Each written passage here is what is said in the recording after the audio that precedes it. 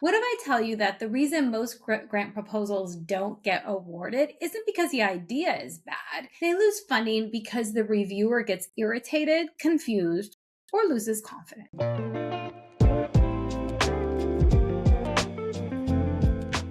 Most reviewers are human, whether that's board of directors from foundations or even federal grant, panel reviewers, right? Remember, grants are reviewed by humans. Yes, there may be an initial vetting component done by AI or other systems, but they will be reviewed by humans. All right, so let's go ahead and talk about that, because once that happens, points disappear fast. So today I'm sharing what grant reviewers are really looking for straight from the reviewer's side of the table. Hi, I'm Holly Rustick, CEO of the Freelance Grant Writer Academy, where we help aspiring and seasoned grant writers replace their full-time income on flexible hours writing grants from home. And I've been a federal grant reviewer for more than 10 years, have reviewed hundreds of grant proposals inside the Freelance Grant Writer Academy, and I know grants inside and out.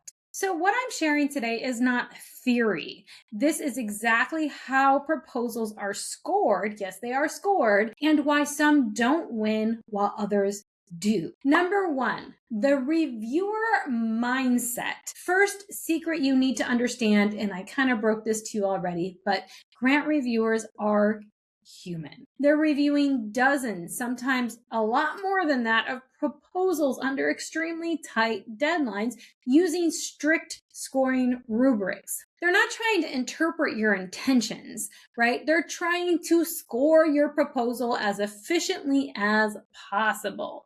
And oftentimes they will get, upwards of 15 grant applications they have to review within a 5 to 7 day period. And they're working full-time jobs as well. And then if they don't have all the scores that kind of line up, sometimes they have to go fight for it. And sometimes they just get tired and like, sure, okay, I'll come down or I'll go. Yes, this is trying to be as objective as possible, but sometimes there's some subjectivity to it because we are humans. So the proposals that win are easy to navigate, right? They're clearly labeled. They're written directly to the scoring criteria. And if a reviewer has to hunt for answers, points start dropping immediately. This is something we train heavily inside the Freelance Grant Writer Academy, because once you learn how to write for the reviewer, your success rate changes dramatically as a grant writer. And just learning how it's scored and getting that type of feedback helps you become a better grant writer. All right, number two,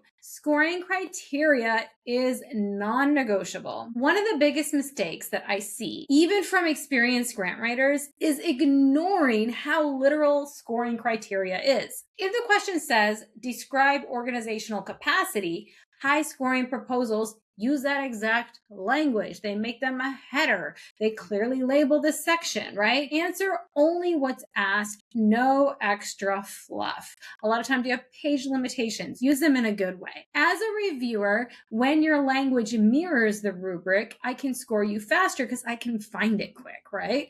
And that means you're going to score higher. This is also why we don't just teach you how to write grants in the Academy. We clearly show you how grants are actually scored because we go back and forth with you on that. Number three, budgets must match the narrative.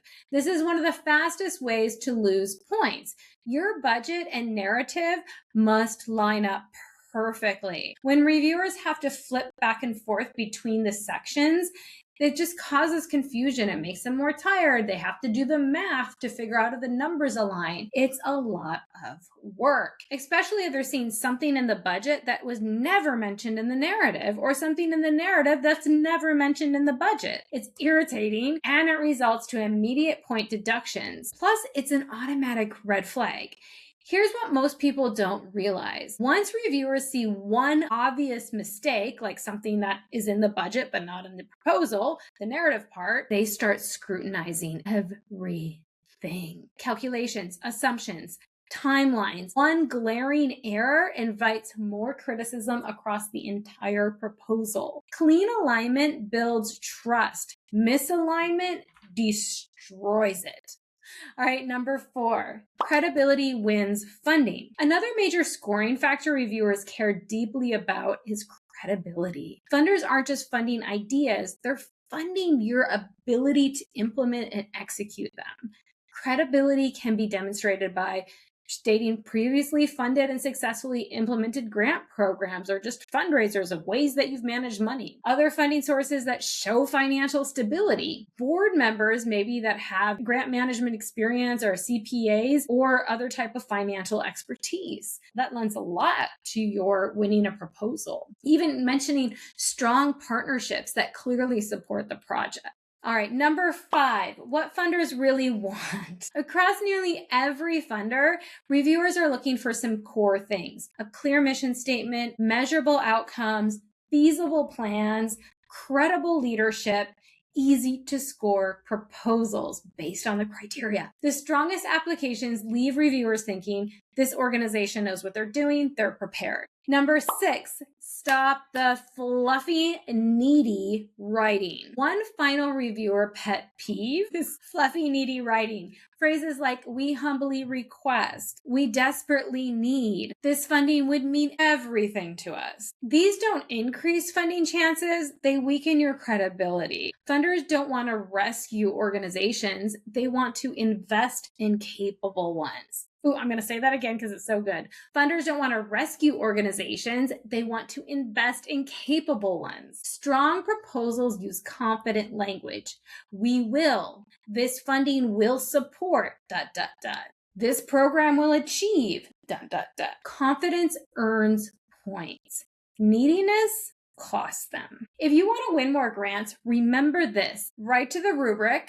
Align budgets and narratives, demonstrate credibility, eliminate fluff and confusion. And if you want to learn grant writing, get unlimited grant reviews, and build a real income by pricing, offering, and selling your services, that's exactly what we do inside the Freelance Grant Writer Academy. Like, subscribe, and I'll see you in the next grant strategy video.